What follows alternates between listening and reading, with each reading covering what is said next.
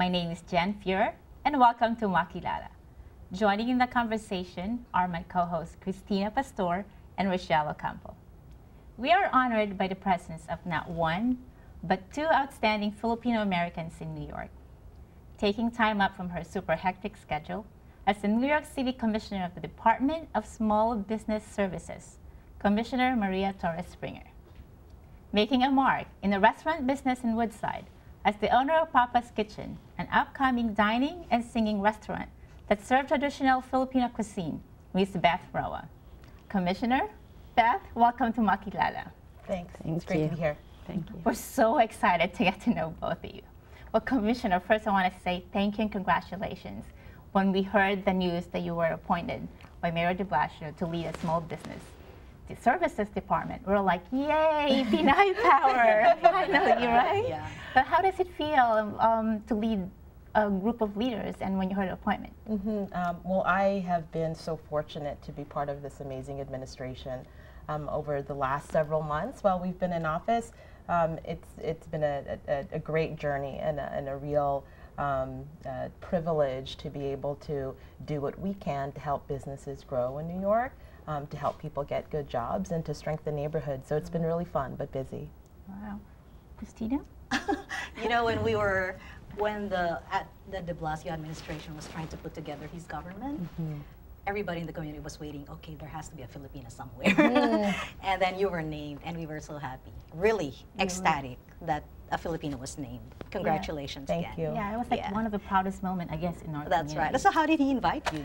Well, it was... Do you know him personally? I hadn't really worked with him too closely beforehand, but the conversations that we had leading up to the appointment were very good, and they were really about, he was looking for individuals who held the values that he believed in, and those values were geared towards making sure that he had someone in the role who, like him, wanted to make sure that every entrepreneur and every job seeker in the city, no matter where you're from, what you look like, what language you speak, that you have the resources you need to succeed. And then as a Filipino American, as a child of immigrants, that message really resonated with me. He highlighted that in the press statement. And, right? and what an honor to be able to help him and the administration accomplish that. Have you formed your own small business at some point in your life?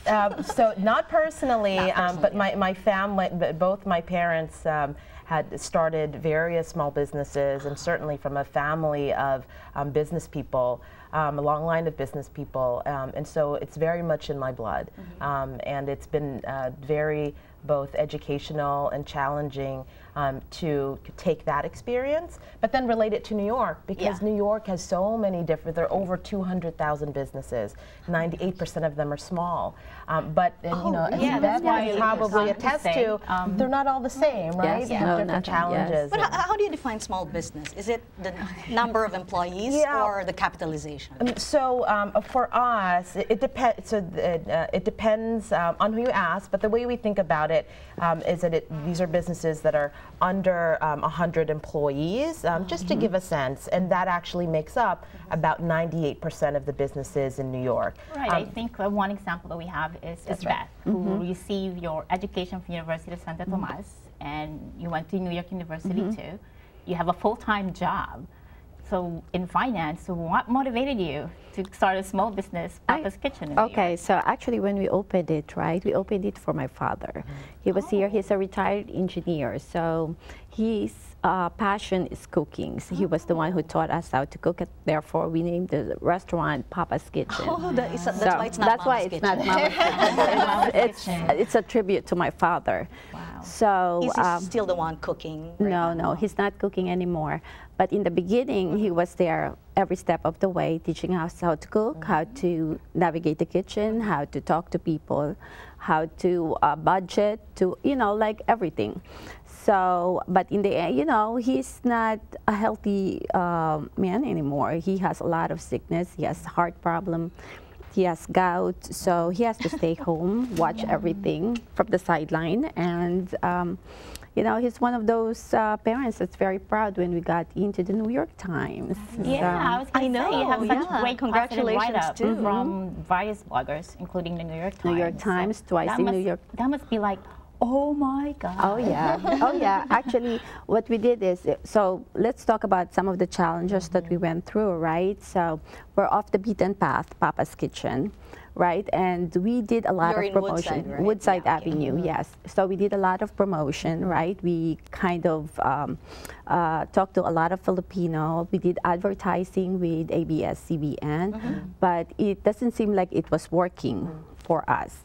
So what we did is we started doing the kamayan, but we called it Salo-Salo sa Bilao.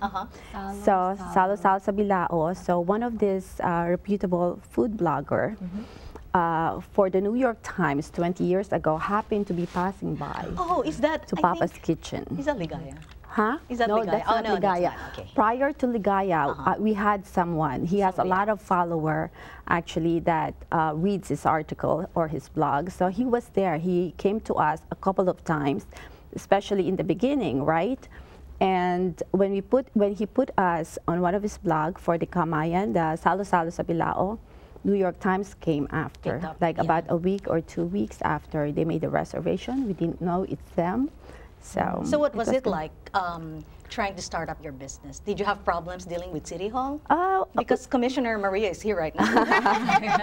No, actually, no. Everything is smooth sailing. Really? You know, like, well... You didn't have problems finding the right rent? Oh, no, I didn't have problem finding the right rent. We were Oh. fine with that.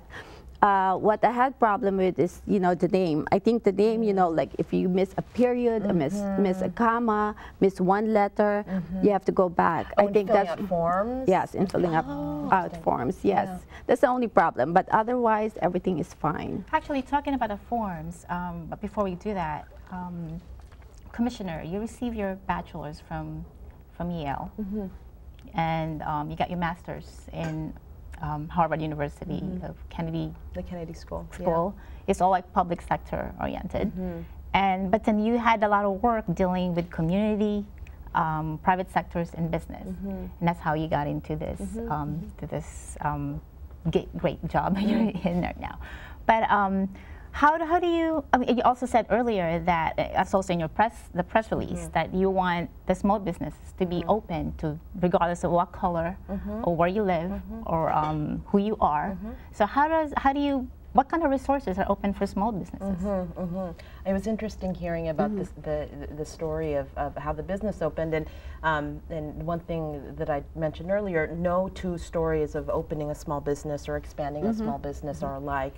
So what we've tried to do is put together a suite of services that help businesses at different stages. So for one, we have a network of 7 business solution centers across the 5 boroughs.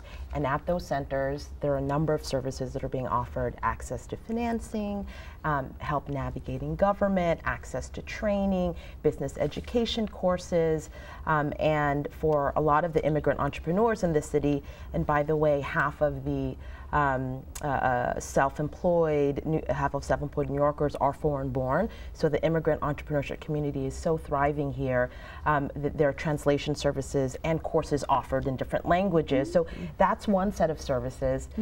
The second one, which is particularly relevant to businesses that are just starting to, that would like to open but need help navigating the complex regulatory environment of the city, something called business acceleration. So think of it as a SWAT team that helps you navigate all of the permits, the licenses, inspections. You get one client manager to take you through that entire process. And we started that in the restaurant industry. So when you expand, not if, but when you expand, you should take advantage. Okay. I have to look for you. of that service. And so now we've expanded that to retail into industrial firms as well. So that's another service. It helps cut the red tape. It saves businesses on average 2 months in terms of opening, and a few others. But that gives you a sense of the types of services. That's probably relatively new, because there was a survey last year they took a survey of all the small business owners, and they said that New York had a grade of D for starting a business. However, he got a grade of A-, which is far better than New Jersey, than my home state, on networking and training. So as she said, you have all this programs available for small business, but how do you reach out? Like, did you know about? I didn't know anything about it. I know that, like, right now we're planning to expand. We just don't know how to do it. So it's good. You know, I was actually If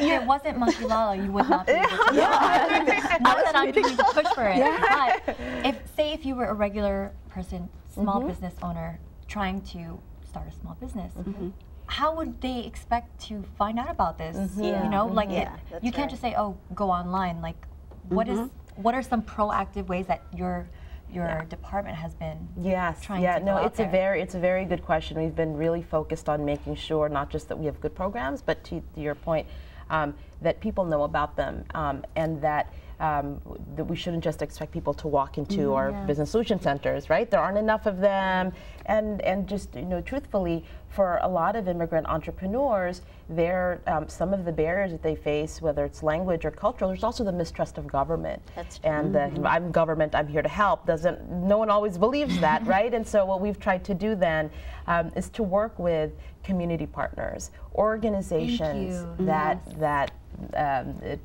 business owners or aspiring business owners that they trust, they know. So we have this initiative, for instance, called the Immigrant Business Initiative. It's specifically designed so that we're able to deliver our services together with on-the-ground community-based partners. We'll do that in all 5 boroughs in at least 5 languages, Spanish, Chinese, Russian, Haitian Creole, being some of them. And we will work with community-based organizations to do the business counseling, to do the one-on-one technical assistance, to do a community-based marketing campaign. Well, how can the community-based organizations apply for that? So we've been over the summer we put out a request for proposals. We're actually now evaluating, and we're close to announcing who the community-based organizations are. Didn't know about this. But no, this is just the start of our work. I think we recognize that there is much more that we need to do to make sure that business owners like you, as either you start or you expand, that you know about the services, because they're free. These are all free services, and they're geared specifically to small business owners in the city. Are you currently working with, specifically with Filipino-American organizations? So we work with a diverse set of organizations, and always looking to make the right connections to organizations that have strong ties to any community, and certainly with the Filipino community. Would love to get people's sense of who those organizations are. When you say small business, does that include internet startups? Yes, these are businesses across every industry that we help, and for internet startups, the challenge may not be so much real estate, for instance, but maybe it's about networking and training or access to a qualified workforce. And so that's a service too that we provide, recruiting for small businesses. And what we try to do is make sure that whatever stage you're in, whatever industry you're in, there's something that we can offer that will help you expand. Well, what are some incentives for, say, women-led small businesses or minority-led small businesses? Like, is there any specific incentives to make sure that they thrive? Because we've been very, I guess, unsupported in the past. So I think it's a good opportunity to talk about our Women and Minority MWBE program, enterprise program. And that's specifically geared towards women and minority enterprises that want to do contracting with government, the city of New York, and then other, whether it's state or federal. We buy a lot of stuff, and either construct things or lots of put out bids for goods and services. And what we want to make sure of is that our contracting reflects the great diversity of business owners in the city. And so we have courses, we have technical assistance, we have instruction to help you get bonded that are specifically geared towards helping women and minority enterprises be able to compete better for government contracts. So that's a couple of the more What about this initiatives. incentive that you offer, access to financing, which I think is going to be very interesting to a lot of business people?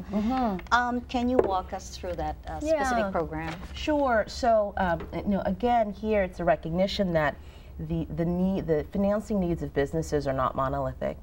For some, it's you need your first.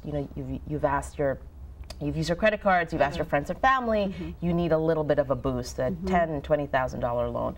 For others who are expanding, it's in the hundreds of thousands.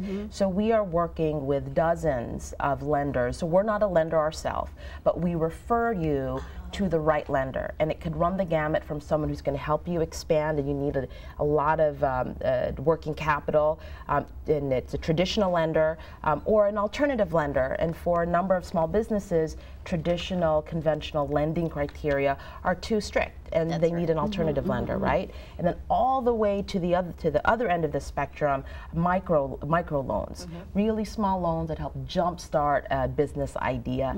And those there are lenders who do that. And we're also looking at crowdsourcing, which is an interesting a platform to provide capital to those who might otherwise be shut out of all the other lending options that I talked about, but really creating that entire spectrum of options.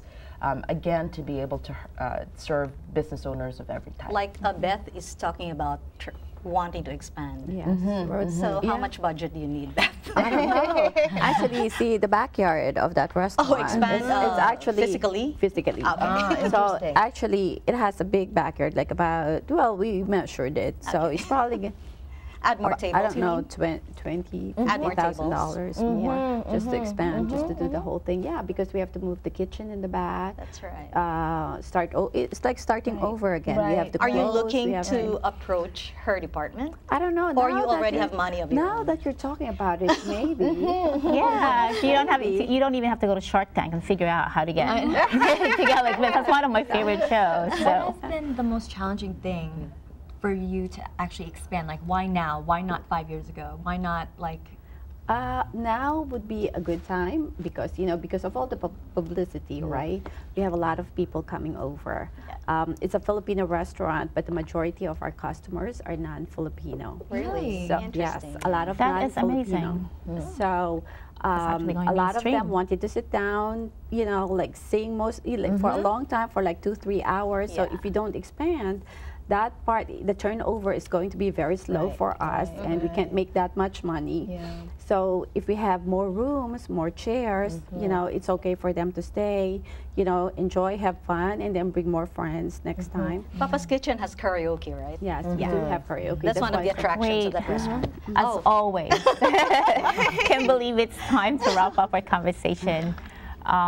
It's such informative, I think, especially now you're going to have to connect to get all the, the good things that the New York City Business Service, Small Business Services Department can offer.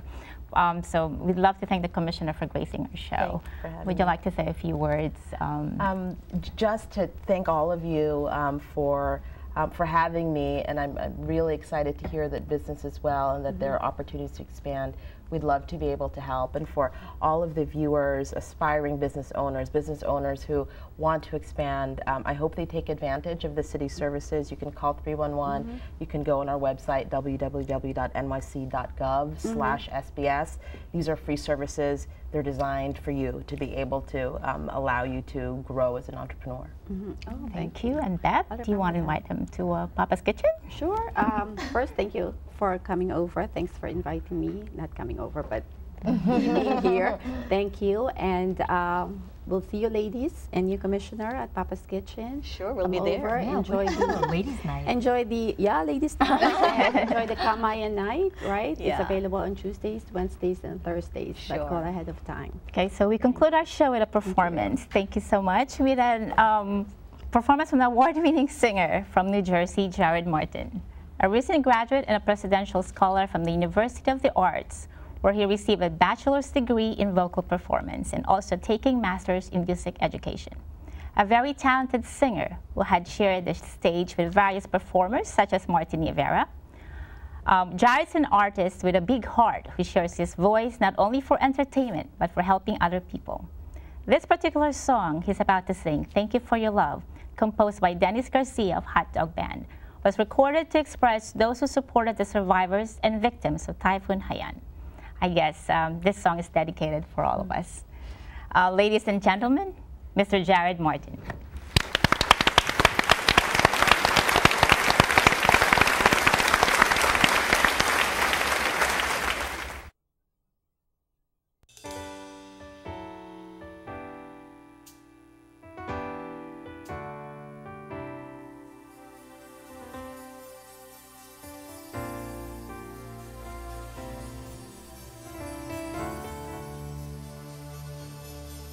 My world fell and pinned me down with the rains that came, a wake-up call, sadness for all. You came to gently ease the pain, and with nothing to gain, you carried on with care that never waned. Now there's a reason to wake up each day, a reason to shake my blues away. Now I am whole, a lucky soul. I want to thank you for your love. Thank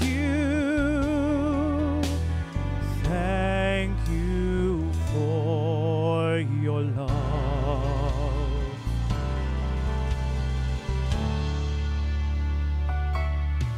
Blown away, lost and in a daze, I can't get over the pain. All that I own turned into waste. You came to gently heal my soul, inspired me to the very core.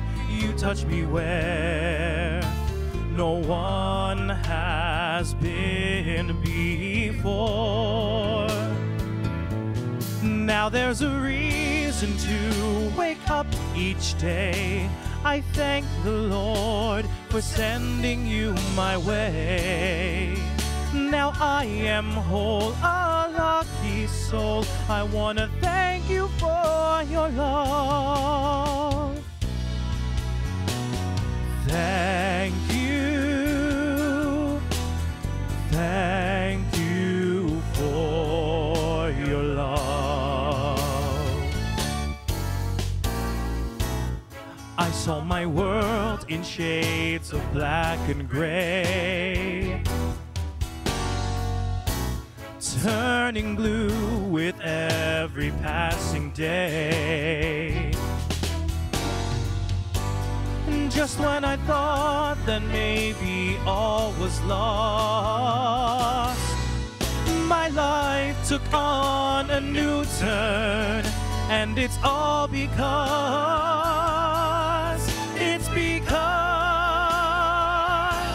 now there's a reason to wake up each day. I thank the Lord for sending you my way. Now I am whole, a lucky soul. I want to thank you for your love.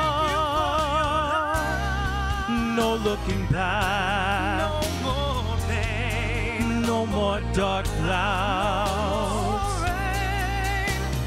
Thank you for your love.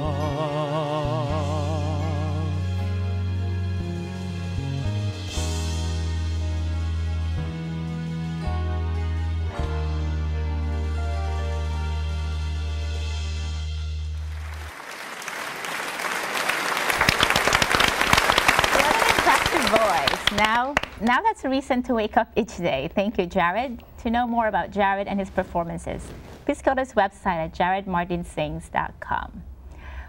As we learned from the Commissioner, there's so many resources available for every small business owners, regardless of where you live, where you're from, or what you look like. Just contact the New York City Department of Small Business Services, www.newyorkcity.gov/SBS. But before we go on further, we have a special surprise, an adorable, adorable guest, Miss Leah Springer. Hi, Leah. Hi. Wasn't mommy great, Leah? Yeah. She might be a little shy, but she's very happy to be part of the conversation. Have to let it go. Yeah. Is that your favorite song? Yeah. God, she's just so adorable. By the way, don't forget to stop by, eat, and belt out a song at Papa's Kitchen. What are we doing next month? We'll be having the same fun exercise, I guess. Well, to all the dreamers out there, as the city's famous song goes, if I can make it there, I'll make it anywhere. It's up to you, New York, New York. This is Jen Fiora. On behalf of the cast, the special guest, an adorable guest, we're all adorable here, by the way. Our crew, our supporters, Victor, Ivy, thank you. Maraming salamat po.